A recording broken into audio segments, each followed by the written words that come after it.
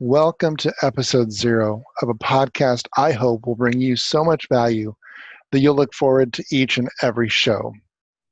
So, what is it about and what can you expect? Each episode will be a one-on-one interview, 30 to 40 minutes long, where I highlight amazing people who have out-of-the-box thinking, practical solutions, and hard-won lessons that anyone in Pro AV can learn from. What this will not be, however, is yet another rundown of the latest technology. We have plenty of that in this industry. Can I get an amen? What we are sorely missing, however, are real-world, practical business, sales, and marketing strategies that can actually help you run your business smarter. To some, that may mean earning so many customers using modern marketing methods that you can finally fire those small handful of customers that are always a pain in your neck. To others, it may mean fixing your company culture so C and D players no longer get tolerated, including that top performer who nobody can stand to work with. You know the one I'm talking about. Everyone seems to have them. To you, it could mean both of these, or something entirely different. Have a sales, marketing, or even mindset-related topic you'd like to learn about? Ask me, and I'll bring on an expert to help you. That is the whole point, after all, to answer that fundamental question that's always running in the back of everyone's mind all the time. What's in it for me? My promise is to keep every episode focused squarely on you. Except this one.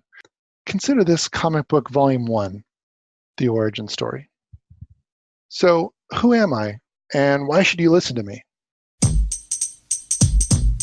In Southern California, born and raised.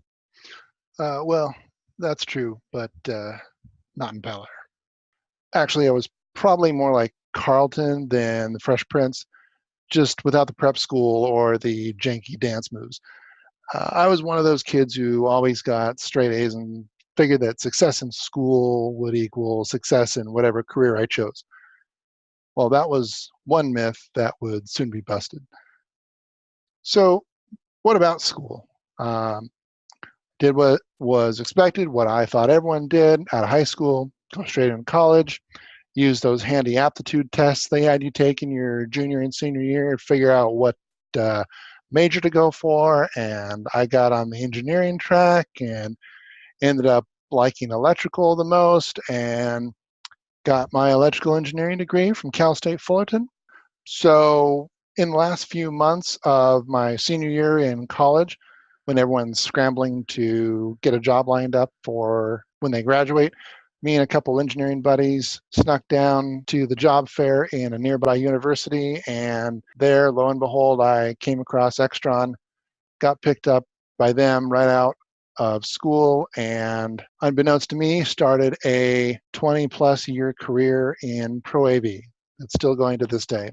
Now, one of the key things I learned during my time at Extron is just what a world-class customer service experience looks like and how to provide it.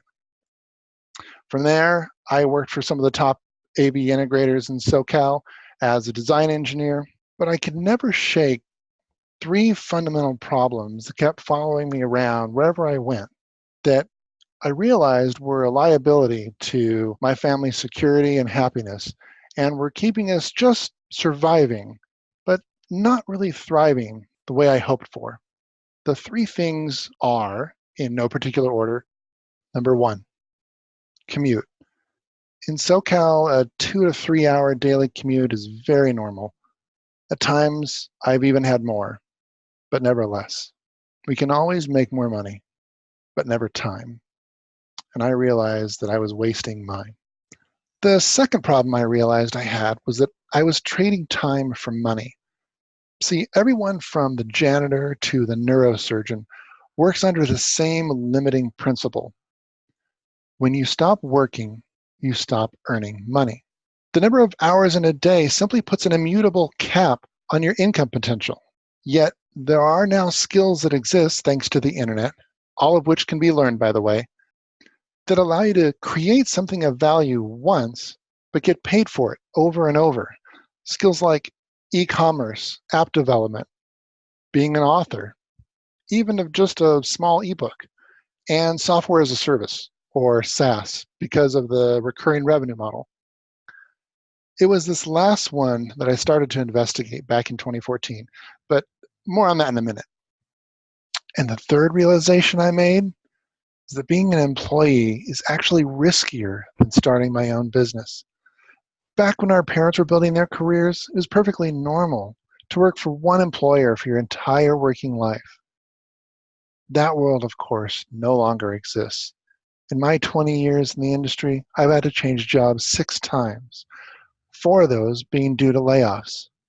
For the longest time, I felt like there was something wrong with me as an employee, like I was somehow broken. But what I came to realize over time was that my only mistake was putting 100% of my family's security in the hands of a single employer, a single source of income.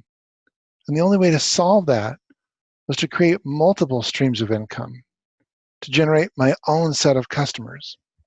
Never before in recent history has it been so difficult to find and keep a job. But it's also never been easier to start your own thing by leveraging the internet, and all without breaking the bank. So, what did I do with this new shift in thinking? Well, I decided to hunt down and solve a painful problem in my industry, Pro AV, using software. What problem? Well, I didn't want to guess, so I had in-depth conversations with other engineers like myself from all across the US to find out what tasks took up most of their time that could be made easier using software. And why did I choose to go into software, specifically SaaS? Quite simply, it solved the 3 problems I mentioned earlier. Problem number 1, commute. What commute? When all you need to run your business is a laptop and the internet, it suddenly frees you up to be able to do your business and run it from anywhere in the world. And on the second issue, trading time for money, I knew that building the software would be much more difficult than maintaining it. But the recurring revenue model of SaaS would ensure that I could build my business slowly over time without living or dying based on where my next project came from. And thirdly, being an owner, not an employee. Do you know who made the most money during the gold rush in California? Give you a hint. It wasn't the miners. It was the people who sold tools that helped the miners do their thing. Makers of shovels, pickaxes, and even durable clothing. I wanted to create a software tool that was just as essential. Well, that's all great, you might say, but starting a company requires a lot of money. Invariably, people equate launching a business with mortgaging their house or raising a lot of venture capital. But that was a definition of risky to me. So instead, I decided to pre-sell a very basic first version of my software to only a few customers and give them deep discounts and special treatment as a thank you for helping me launch my software business. So, how does all this lead me to starting this podcast? Well, 2 things I've learned on this journey about the current state of marketing are that 1, people don't trust companies anymore. They trust what other people say about those companies.